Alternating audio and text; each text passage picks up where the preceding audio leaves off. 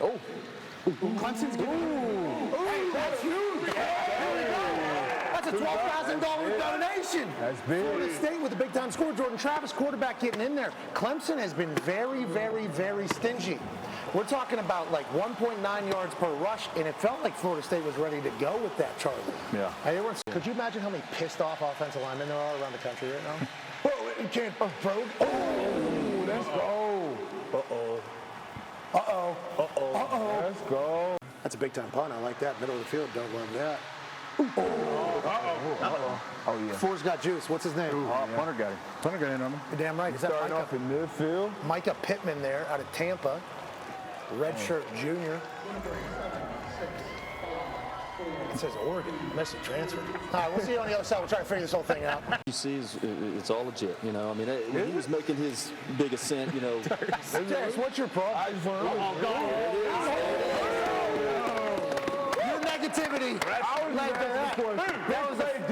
That was a hell of a ball. He has come together, Charlie. It feels like DJ is playing how we thought DJ was going to be last year. Right, right. Florida State's kicker is not good. 50% on the year. That's what I didn't know that. I was told that. Shout out to Florida State's kicker. Your next stroke's your best stroke. That's what I'm saying. Oh, we're going to a break. He's actually right. It's quarter. And in the first quarter, second quarter, and the other side of the break, we'll have Stephen A. Smith join us and also see how this drive for Florida State ends. See you in about 3. Did you see Fowler's story about how Burt Reynolds almost punched him in the face on the sideline? I did not see it. He told Feinbaum on the show yesterday or today. I saw a clip where Fowler said Burt Reynolds, you know, roommates with Corso in college at Florida State. And at that stadium, somehow Burt Reynolds thought Fowler said something about him, made some kind of joke, and it wasn't Fowler, and Burt wanted to fight him. Fowler talks about it. So Fowler loses that one. Fowler said, Fowler's like, either I knock him out, I'm the bad guy, or he beats me up. And which one was Burt? He's that. He's the super handsome. Yeah, long short, bandit mustache. Can we have a moment of silence for this guy? No. I believe he posed in some other magazines too. He was nude for a while. He's handsome. He's no longer with us. He almost beat the hell out of Chris Fowler. Rest in peace, Burt Reynolds. You, Burt. Love you, Burt. Joining us this evening, which we can't thank him enough. My first time ever talking to him on air, I think all of us. Ladies and gentlemen, the legend, Stephen A. Smith. Yeah! What's going on, y'all? What's up, fellas? How y'all doing? Hey, amazing now that you've joined us, man. Thank you for making this happen. How is your... Please, you've been making it happen. I'm so happy to see you on College Football Game Day, man. I'm so proud of all you're doing, my brother. How you doing? That was very nice of you, Steve. Hey, I'm very proud of you too, Stephen. Hey, you know, first take, they were trying to figure out what to do, and then somebody said, you know what, this has always been the Stephen A. show. Now you're running that thing. It's fantastic television for all of us. We appreciate the hell out of you. Hey, Stephen A., you're a man. Yeah. I'm trying, man. Trying to make it happen. That's all. Day to day, just trying to win. Right now, I'm seeing Florida State losing to beating Clemson 14-7, but I'm disappointed Roll Tide didn't roll today. Damn field goal kicker, Pat McAfee, a damn field goal kicker can't give them the lead with a few seconds left, and they ended up losing the game, but their defense was bad, so I know what comes with that. Okay, and the people are saying the refs too. Nonetheless, Tennessee's field goal kicker knocks one home, and Knoxville's upside down. I was in that river this morning, Stephen A. It was a blast. Hey, I want to ask you some questions because not often do we get an opportunity to chat with the dude who's the greatest in the game at what we do on a daily basis. Could you have ever imagined that you would be the face of ESPN, basically? And I assume the answer is yes, because you have the utmost confidence. But did you ever see this happening with you whenever you just started talking? Hell no. Think about it. I was there from 2003. In 2009, I got let go over a contract dispute. I'm out of the game for 2 years. Nobody will touch me in the world of television. I was off, period, unemployed for a year, living off my savings. And then the second year, I was brought back, but I wasn't allowed on television. So to go from there to being that voice and that face for ESPN, I don't even know how to put it into words. I know a lot of hard work came in. I was blessed. I think I've earned it, but nevertheless, there's a lot of people that are incredibly talented that don't get what they've earned, and you know, I've just been blessed and fortunate enough to pull it off. Well, I think it's an American dream story, boss. Hard work and work ethic is evident whenever we watch you. I mean, you're on TV all day, dude, all day, and you bring it every day, Stephen A. Hey, Now, sometimes you're talking about stuff that we all go, why is Stephen A. talking about that? But it's because I think you're, like, incredibly intelligent. You bring it every single day, Stephen A. You ever get tired? You ever off? Like, you doing this, I didn't expect. Nah, because number one, I do what I love to do. That's number one. And number two, I got cats like you in the business who bring it every day. And so when you bring it every day, I owe it to you. I owe it to everybody else to measure up. Hell, you could play football. I couldn't. You could play. I was a basketball player, but I wasn't good enough to play pro. I better do something right if I want to earn an honest living to be able to take care of my family. But I also think about the fact that, you know what? It's millions of people out there watching every day, whether it's on linear television or in the social media stratosphere, in the digital stratosphere. And I got an obligation to bring it. I'm not going to cheat anybody. They can expect me to bring it every damn day. Ain't nothing changing. Well, we appreciate it because we watch every damn day. Oh, big drop over the middle there. Got to pull that in for the quarterback. Yeah. Hey, can't do that, Stephen A. Got to make that catch, obviously. Yeah, listen, you got to do your job. You got to do your job. And that's, listen, if you're big-time college, if you're a professional athlete, the first order of business is do your job first. Everything else, okay, mess up. But damn it, whatever your job description is, do that. Focus on doing that first. All right, Stephen A. Last question for me, and then I know the boys have a couple. Sure. You talk about everything on your show. And I appreciate it, I respect it. We do not, because I'm a stooge, I'm a doofus. Is there anything, and we only see what makes it on air, is there anything where you're like, I don't want to talk about that, or I don't know about that, or is there basically everything going on in the world that you could give a take on right now if you had to? Well, there's plenty of things that I don't know about, and if I don't know enough about it, I'm honest enough with my audience to say I don't know. I think one of the problems that exists in the world of television and in the world of communication as a whole is that people have adopted this mentality, fake it until you make it. If you don't know everything, at least act like you know something. Hell with that. If you don't know, be honest and forthcoming enough with your audience to let them know that you don't know. But what little you do know, based on the evidence that you've deduced from a situation, you should be able to talk about it if you're a communicator. In terms of getting tired of talking about stuff, here's my mentality. Growing up, being a journalist, being a professional journalist, that's the trade that I'm in. The bottom line is the audience decides and dictates what's of most interest to them.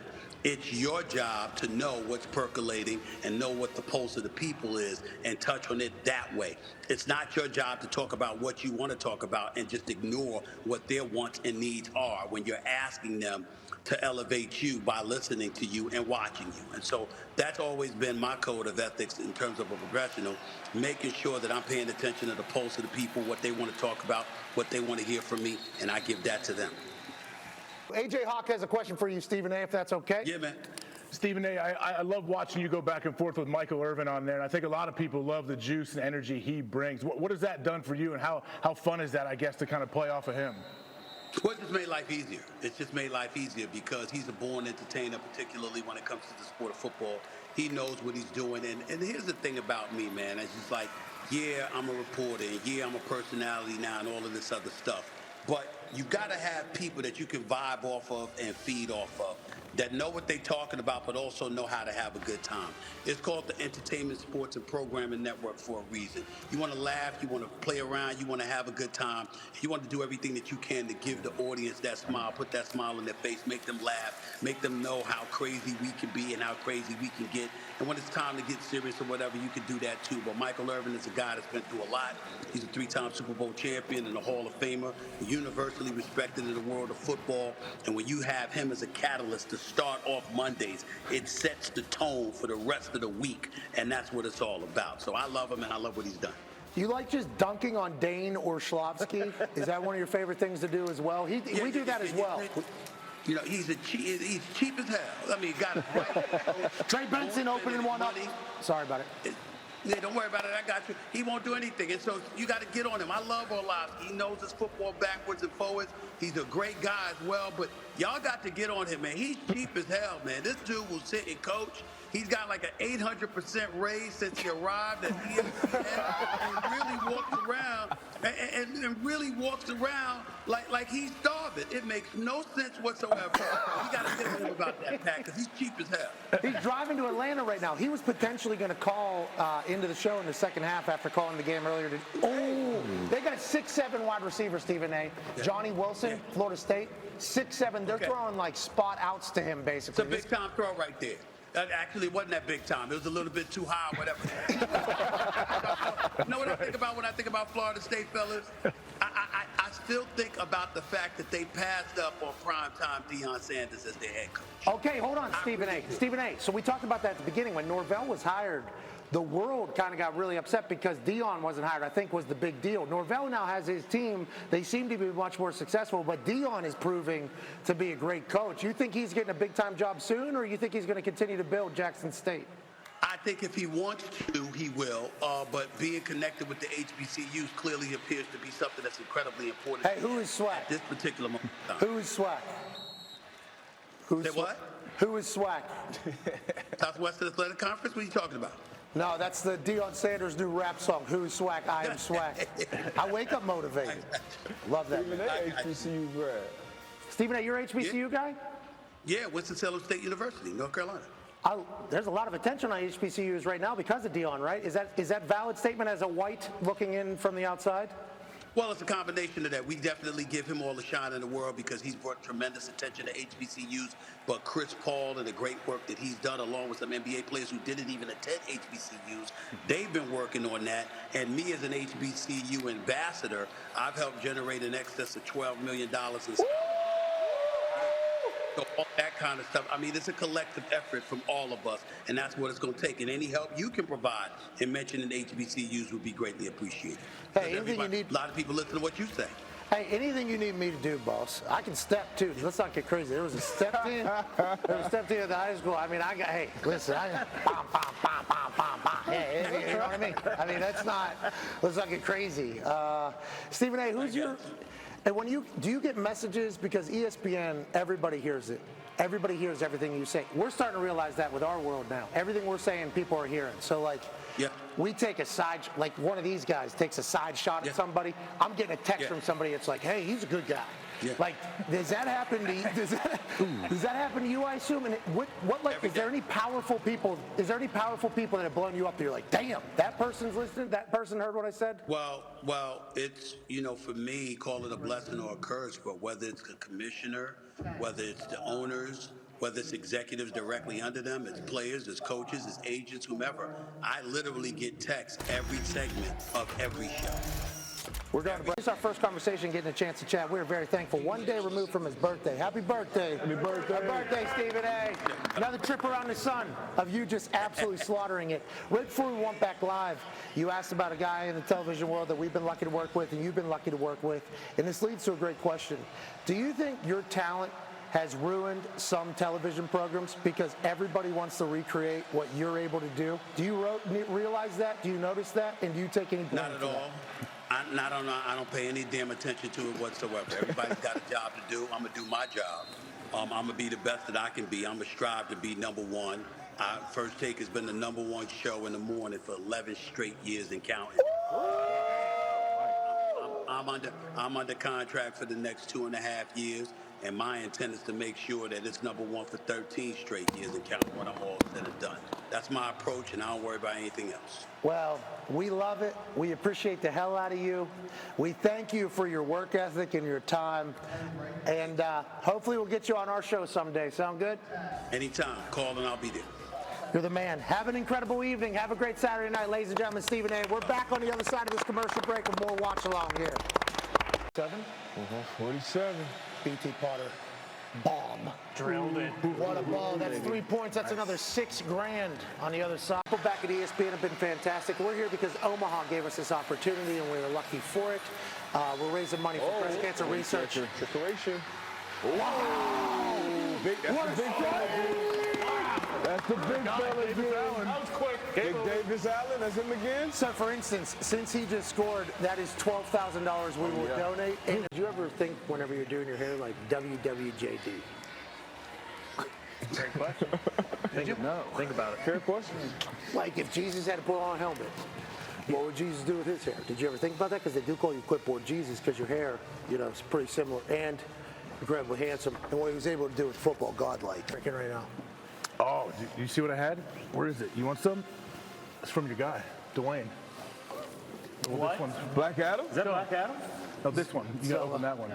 Listen, You talk about. ESPN is not going to be happy about this, but it's The Rock. It's Black Adam, right? Yeah, well, his name's The Rock. He is Black Adam. This is Zoa. We are jacked, aren't we? Got some oos juice in the house, pal? You open that one up. Open that guy up How'd for you you. find that?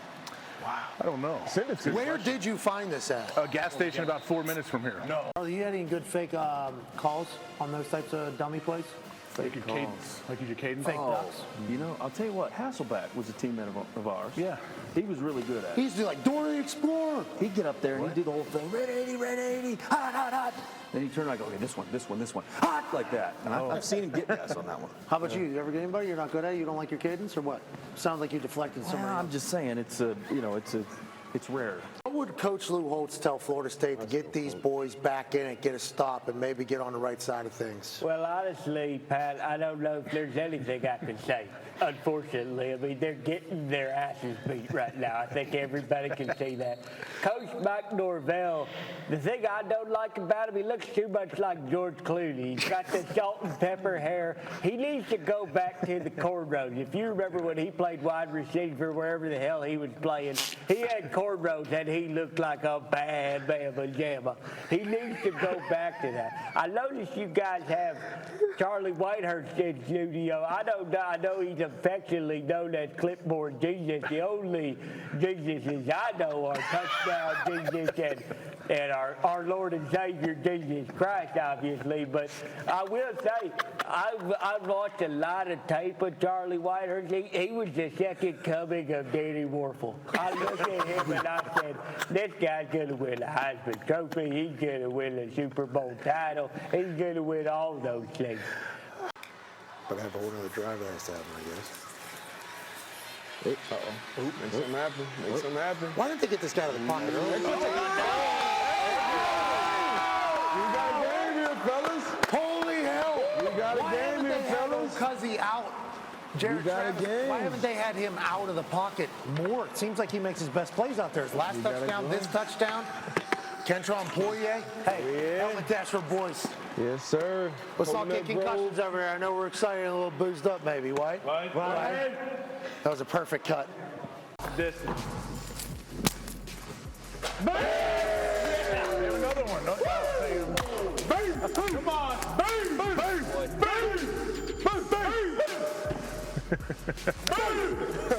Bang! Bang!